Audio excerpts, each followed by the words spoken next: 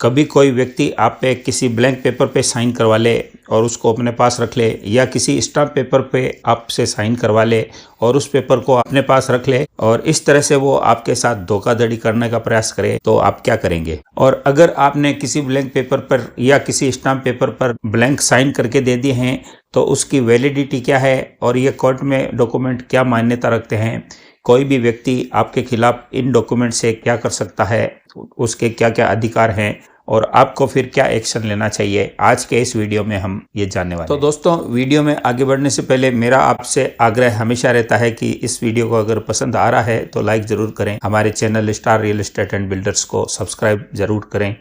और साथ ही साथ बेल आइकन जरूर दबाएं ताकि इसी तरह के आने वाले वीडियो आपको मिलते रहें। तो दोस्तों, शुरू में बात यह आती है कि आप ऐसा करते ही क्यों हैं? ऐसा क्या करने की नौबत आ गई कि आपने ब्लैंक स्टाम्प पे साइन करके दे दिए या ब्लैंक पेपर पे साइन करके दे दिए? किसी भी स्टाम्प पर या ब्लैंक पेपर पर साइन करने से पहले आपको 1000 बार सोचना चाहिए। आपको ये जान लेना चाहिए कि इस पेपर पे मैं साइन करके क्यों दे रहा हूँ, इसके ऊपर साइन करने के बाद इसके नतीजे क्या हो सकते हैं और सामने वाला व्यक्ति हमारा क्या क्या बिगाड़ सकता है। अब दोस्तों, ऐसी कोई बात आ जाए, ऐसी कोई नौबत आ जाए कि आपको किसी स्टाम्प पेपर पर, किसी शपथ पत्र पर या किसी वाइट पेपर पर जो कि ब्लैंक होता है उस पर अगर साइन करने की नौबत आ जाए तो आपको ऐसी क्या सावधानियां रखनी चाहिए, आपको क्या क्या करना चाहिए, ये सब बातें भी इस वीडियो में आपको आगे देखने को मिलने वाली है। सबसे पहले ये सवाल आता है कि अगर आपने इन डॉक्यूमेंट्स पे साइन करके दे दिए हैं, मान लीजिए कि आपने किसी को ब्लैंक स्टाम्प साइन करके दिया है,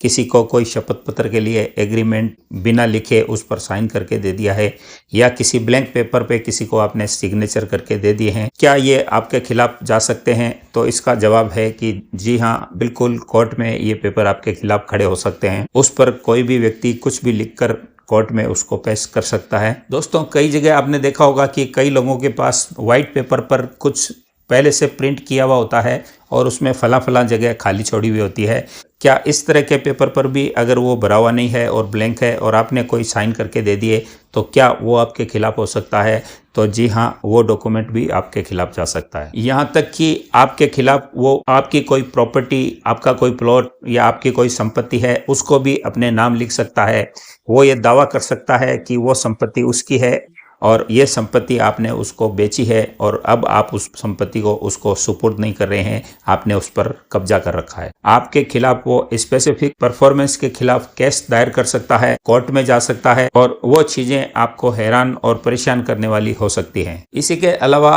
अगर आपने कोई पेपर साइन करके दिया है जिसपे कि कुछ लिखा हुआ नहीं है तो वो आपके साथ कोई भी चीटिंग कर सकता है, कोई फ्रॉड कर सकता है, आपके खिलाफ कुछ भी लिखकर उसको वो कोर्ट में पेश कर सकता है और इसके हर जाने के स्वरूप आपको कोर्ट में, अदालत में हाजिर होना पड़ सकता है, पुलिस थाने के चक्कर काटने पड़ सकते हैं, हो सकता है कि आपको जेल भेजा जा सकता है। तो अब ऐसी परिस्थिति में आप क्या करें? मेरा पहला सुझाव दोस्तों ये है कि कोई भी पेपर को आप साइन करने से पहले उसको पूरा जरूर पढ़ लें, उसका बारीकी से जरूर अध्ययन कर लें और जब तक किसी भी पेपर पर आपको साइन नहीं करने चाहिए, जब तक वो खाली हो, उसमें कुछ लिखा हुआ नहीं हो, कुछ भरा हुआ नहीं हो और आप उस चीज़ को अच्छे तरीके से समझ न लें। इसके अलावा जो भी लिखा हुआ है उससे बिल्कुल नीचे टच करते हुए ही आपको सिग्नेचर करने हैं। ये नहीं कि आपने कुछ जगह छोड़ दी और उसके बाद सिग्नेचर कर दिए, ऐसी गलती भी आप बिल्कुल ना करें। इसके साथ साथ किसी भी डॉक्यूमेंट पे सिग्नेचर करते हुए, किसी भी स्टाम्प पर सिग्नेचर करते हुए आप 2 गवाहों की मौजूदगी में सिग्नेचर करें।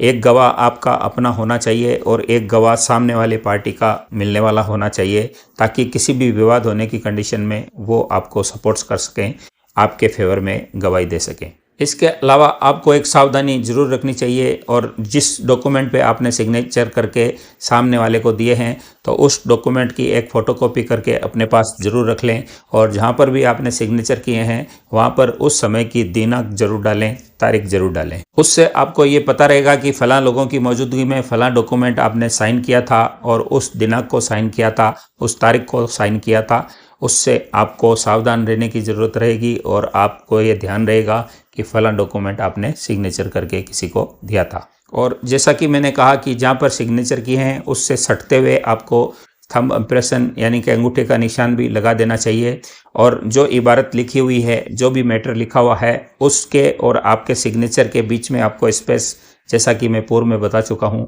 नहीं छोड़ना चाहिए। अगर आप ऐसा करते हैं तो कोई भी इस डॉक्यूमेंट का मिसयूज कर सकता है और आपके सिग्नेचर और जो लिखा हुआ है उसके बीच में कोई भी चीज़ नहीं लिखकर आपको मुसीबत में डाल सकता है, आपको झमेले में डाल सकता है और आपको कोर्ट में खड़ा कर सकता है और हो सकता है कि आपको वो जेल करवा दे। इसमें वो ये लिख सकता है कि फला प्रॉपर्टी आपने उससे खरीदी थी और अब आप उसको वापस नहीं दे रहे हैं। वो आप पे कई लाख रुपयों का इल्ज़ाम लगा सकता है कि इतने रुपए आपने उससे उधार लिए थे और अब वो रुपए आप लौटा रहे नहीं हैं। उस रुपए की डिमांड वो कोर्ट में जाके कर सकता है और आपको कोर्ट में खड़ा कर सकता है। और अगर वो उसमें कुछ पैसे का इंदराज कर दे, कुछ पैसे की आपसे डिमांड कर दे और आप वो पैसा देने की हामी ना भरें, तो फिर वो आपको कोर्ट में चैलेंज कर सकता है, रिकवरी के लिए कोर्ट में वाद दायर कर सकता है और ऐसी कंडीशन में आपको वो पैसे भरने पड़ सकते हैं। तो दोस्तों, अब सवाल आता है कि अगर गलती से ऐसा हो गया है, किसी स्टाम्प पेपर पर आपने किसी को साइन करके दे दिए हैं, किसी वाइट पेपर पर, ब्लैंक पेपर पर आपने किसी को साइन करके दे दिए हैं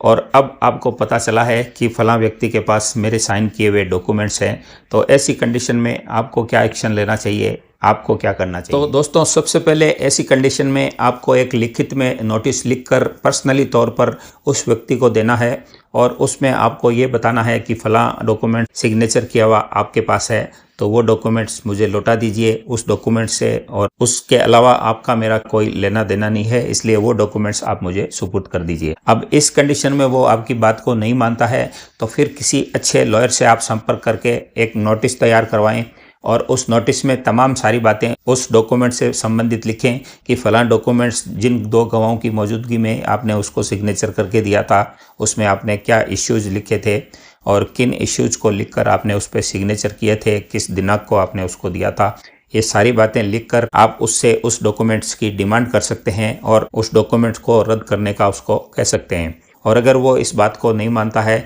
तो फिर आप उससे एक जीरोक्स की मांग कर सकते हैं, एक उसकी फोटोकॉपी की मांग कर सकते हैं। और दोस्तों, इसके बाद भी आपकी बात नहीं बनती है तो तीसरा एक्शन आपको ये लेना है, किसी भी लोकल न्यूज़पेपर या जो राष्ट्रीय समाचार पत्र है उसमें आपको किसी भी वकील के जरिए एक नोटिस छपवाना है, एक विज्ञप्ति छपवानी है और उसमें उस डॉक्यूमेंट्स का आपको खंडन करना है। आपको ये बताना है कि फलां डॉक्यूमेंट्स जो कि सामने वाला दावा कर रहा है वो डॉक्यूमेंट्स मैंने उसको साइन करके नहीं दिया था या दिया था तो इस वजह से दिया था और अब सामने वाला उसका दुरुपयोग करना चाह रहा है तो मैं उसकी वापस से डिमांड करता हूं और उसका अगर वो दुरुपयोग करता है तो उसकी जिम्मेदारी उसी की होगी, मैं उसके लिए उत्तरदायी नहीं रहूँगा। इस तरह का आपको एक विज्ञप्ति, एक नोटिस जरूर किसी भी न्यूज़पेपर में छपवा देना चाहिए। इसके बाद भी दोस्तों बात नहीं बनती है तो फिर आप माननीय सिविल न्यायालय में वाद दायर कर सकते हैं, फलां डॉक्यूमेंट्स के बारे में डिमांड कर सकते हैं और कह सकते हैं कि मैंने ये डॉक्यूमेंट्स इस पर्पज से दिया था और वो डॉक्यूमेंट्स वो पार्टी मुझे वापस से नहीं दे रही है। तो दोस्तों, इन परेशानियों से बचने का तरीका एक ही है कि आप बिना किसी डॉक्यूमेंट्स को पढ़े हुए साइन ना करें, किसी भी ब्लैंक पेपर पर साइन करके ना दें।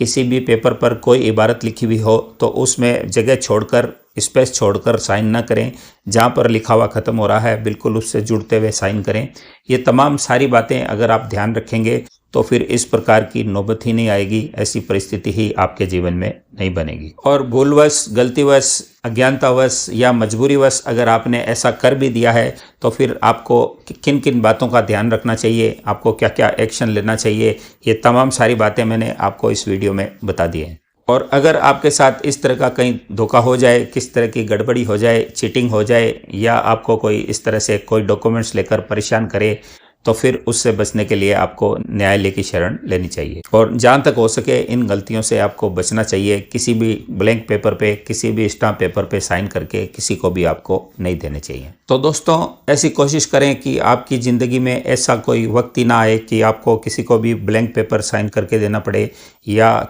स्टाम्प पेपर पे ब्लैंक साइन करके देना पड़े। अगर ऐसा आप कर देते हैं, गलती से ऐसा हो जाता है, भूल से ऐसा हो जाता है, अज्ञानता से ऐसा हो जाता है या किसी मजबूरी के तहत ऐसा हो जाता है, तो फिर जो बातें मैंने इस वीडियो में आपको बताई हैं उन बातों का आपको ध्यान रखना पड़ेगा और कोशिश ये करनी है कि ऐसी नौबत ही ना आए। एक्चुअल होता ये है दोस्तों कि कोई गलती से कभी हम किसी से कुछ पैसे उधार लेते हैं या कोई ज़रूरत के वक्त हम किसी से कोई मदद मांगते हैं, तो वो व्यक्ति उस जिसको वो पैसा दे रहा है उससे उन पैसों के बदले में वो स्टाम्प की डिमांड करता है या ब्लैंक पेपर पर साइन करके रख लेता है, और हम गलती से, अज्ञानता से, मजबूरी की वजह से उस पेपर पे साइन करके दे देते हैं। और उसके बाद जब जिस व्यक्ति ने आपको पैसा दिया है वो आपकी मजबूरी का फ़ायदा उठाते हुए उस पर आपकी कोई प्रॉपर्टी अपने नाम लिख सकता है, कोई वसीयत उसमें लिख सकता है, या किसी भी तरह का पैसे का लेन देन का लेखा जोखा उसमें लिख सकता है। तो दोस्तों आज के बाद आपको ये तय कर लेना है कि किसी भी कंडीशन में, किसी भी मजबूरी की वजह से किसी को भी ब्लैंक पेपर पे साइन करके नहीं देना है, किसी को भी ब्लैंक स्टाम्प पे साइन करके नहीं देना है,